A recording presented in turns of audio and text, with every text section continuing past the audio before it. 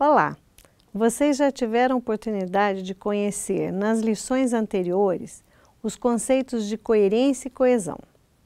Nesta aula vamos nos aprofundar em aspectos da coesão.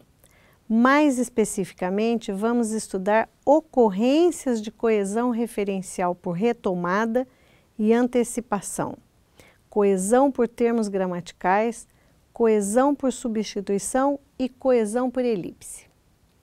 O conhecimento desses aspectos torna os textos mais claros e, dessa forma, facilita a compreensão do leitor.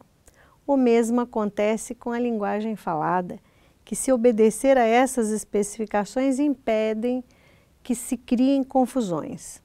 A coesão referencial por retomada acontece em duas situações: reiteração e contiguidade. Sempre que precisamos reforçar ideias, utilizamos a reiteração, que pode acontecer, por exemplo, pela repetição de palavras ou expressões. Ao contrário do que pode parecer, repetir expressões nem sempre é considerado erro. Às vezes ela é necessária para tornar o texto claro e não deixar margem a dúvidas.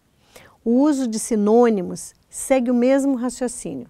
Utilizar sinônimos reforça a compreensão e serve também para eliminar dúvidas. Nesta aula, vocês vão lembrar ainda o que são hiperônimos e hipônimos e para que servem, principalmente com referência à coesão. Além desses termos, aprenderão a identificar e utilizar a retomada de termos por contiguidade. As classes gramaticais são velhas conhecidas de vocês: verbos, substantivos, adjetivos, numerais. Mas qual o papel coesivo de algumas dessas classes? Por exemplo, o que vem a ser coesão por referência e de que maneira ela acontece? Como o conhecimento sobre coesão por referência contribui na forma de escrever? Como ocorrem as referências por numerais e por pronomes demonstrativos? Tudo isso está nessa aula, mas aqui estão mais exemplos para motivar vocês. Existe muita confusão quanto ao emprego dos pronomes demonstrativos, este e esse. Saber quando se usa um e outro tem a ver com a coesão referencial por pronomes demonstrativos. Vejamos então as frases. Primeira: no país, o problema educacional é este, a qualidade do ensino fundamental. Segunda: o país tem um problema na qualidade do ensino fundamental. Esse problema é a base da grande maioria das dificuldades. Perceberam?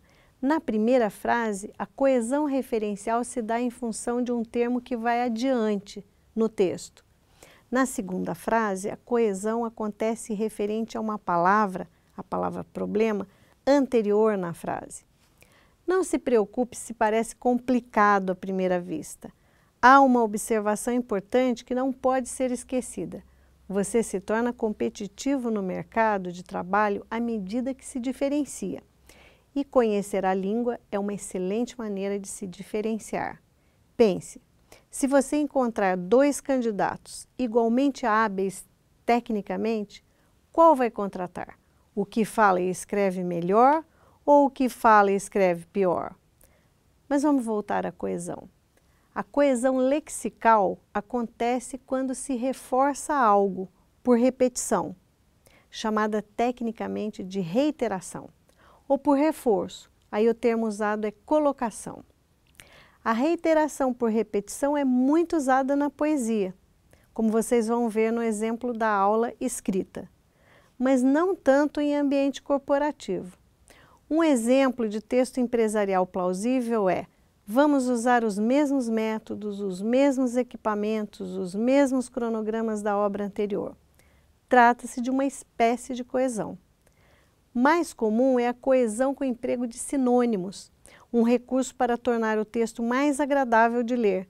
Por exemplo, as ações sugeridas para a melhora de desempenho do sistema de aquecimento são aumento da vazão e elevação da temperatura. Existe um recurso espertíssimo do Word que aparece quando se clica o botão direito do mouse depois de realçar uma palavra. Uma das opções é de sinônimos. aparece uma lista de sinônimos que pode fornecer ideias.